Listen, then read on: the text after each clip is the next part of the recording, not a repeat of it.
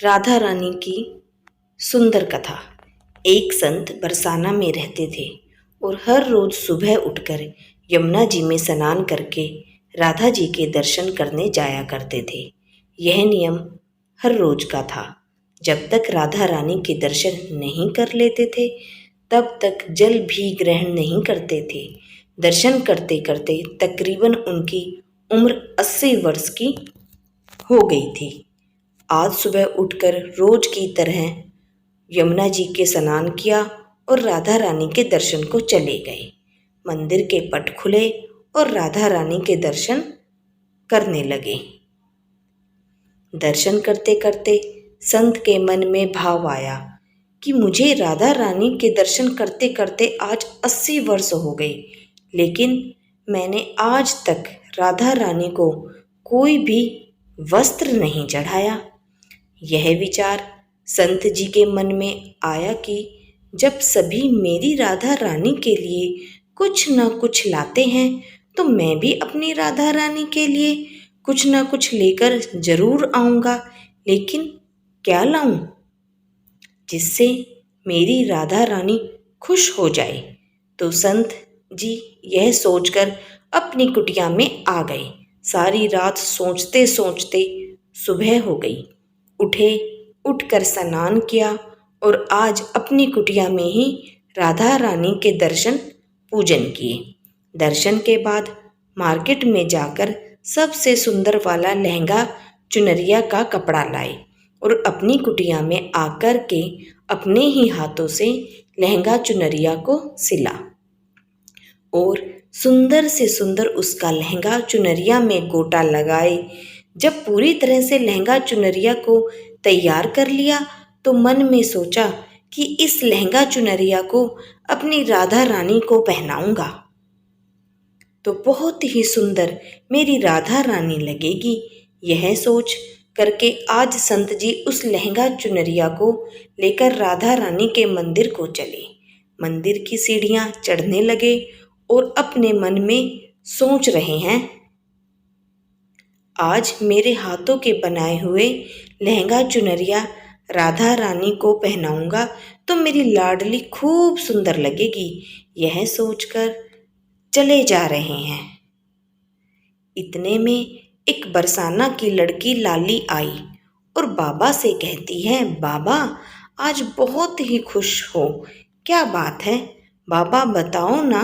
तो बाबा ने कहा कि लाली आज मैं बहुत खुश हूँ। आज मैं अपने हाथों से राधा रानी के लिए लहंगा चुनरिया बनाया है। इस लहंगा चुनरिया को राधा रानी जी को पहनाऊंगा और मेरी राधा रानी बहुत ही सुंदर दिखेगी।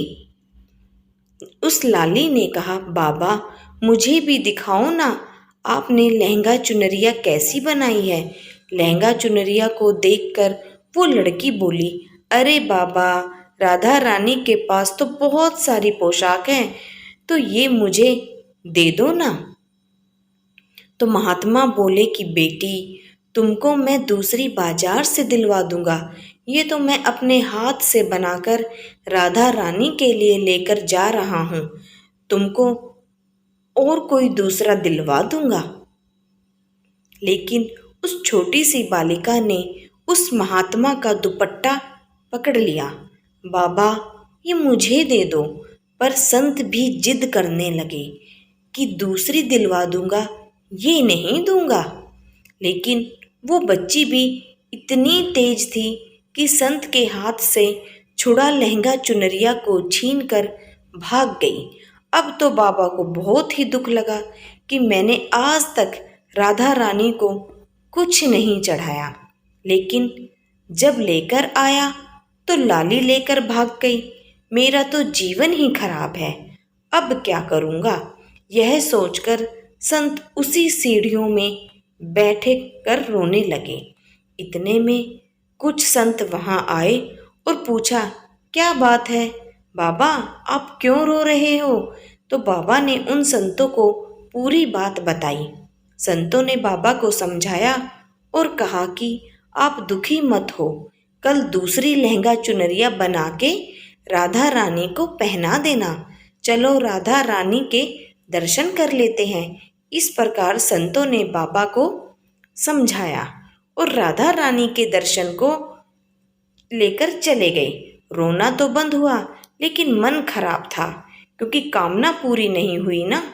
तो अनमने मन से राधा रानी का दर्शन करने संत जा रहे थे और मन में ये ही सोच रहे हैं कि मुझे लगता है कि किशोरी जी की इच्छा नहीं थी।